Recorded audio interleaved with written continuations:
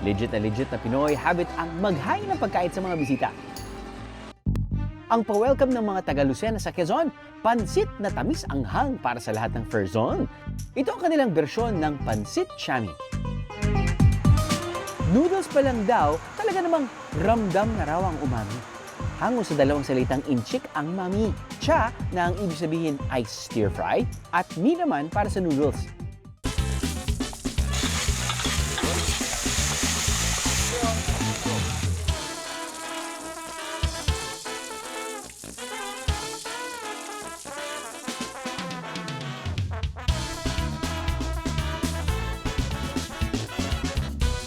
Ay, so po yung chami masarap na.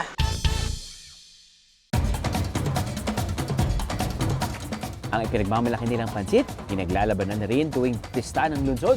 Aba, mukhang maraming chami dyan ah.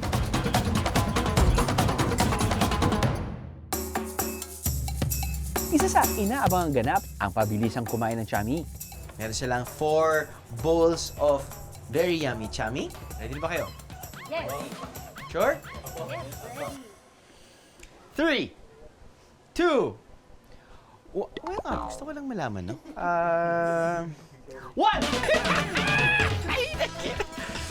Hindi sila kumain ng isang linggo. Tingnan natin kung tatawa sila, magbo-burp, lalabas yung chami mula sa kanilang ilong. Tingnan natin kung sila ay...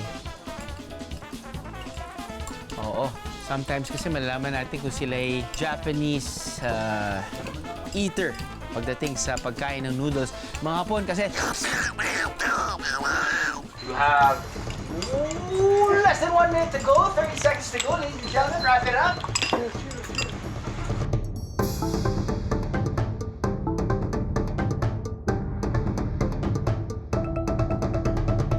Five, 4, 3, 2, 1, bowls down! Tignan natin ha. 2 bowls dito si Kuya. 1 bowl, 1 bowl, 1 bowl. Oh my God! Wait lang! Kaya mo pang tumahol? Hindi na po. Hindi na po. Hindi na. Mukhang meron tayong clear winner. Meron ka bang ginawa para paghandaan tong chami game na to? Wala po. Wala. Wala po. Wala. Whatsoever, wala. Kumain ka ba kanina? Kumain din. Opo. Mahilig ka kumain. Nasasarapan ka sa chami ng Lucena. Opo. Siyempre. Na. Kakain ka pa mamaya. Baka po. Ganun po kasarap ang chami ng Lucena. Palakpakan po natin lahat na to.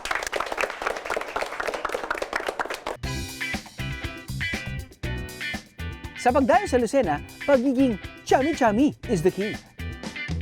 Dahil ang pagiging friendly, natural sa mga lokal dito. Katunayan, tuwing Pahiyas Festival, pwede kang magbahay-bahay at kung minsan may papiging pa.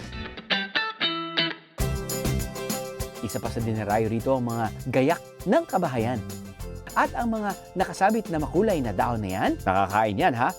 Ang tawag dyan, keeping. Sumisimbolo sa masaganang ani ng bayan ang paggawa nila ng keeping. Kaya ito ang pangunahin nilang gamit sa dekorasyon tuwing selebrasyon ng kanilang fiesta. I am nabitig sa biyahe. God! All you gotta do is just subscribe to the YouTube channel of GMA Public Affairs and you can just watch all the Behind the Drew episodes all day, forever in your life. Let's go! Yeehaw!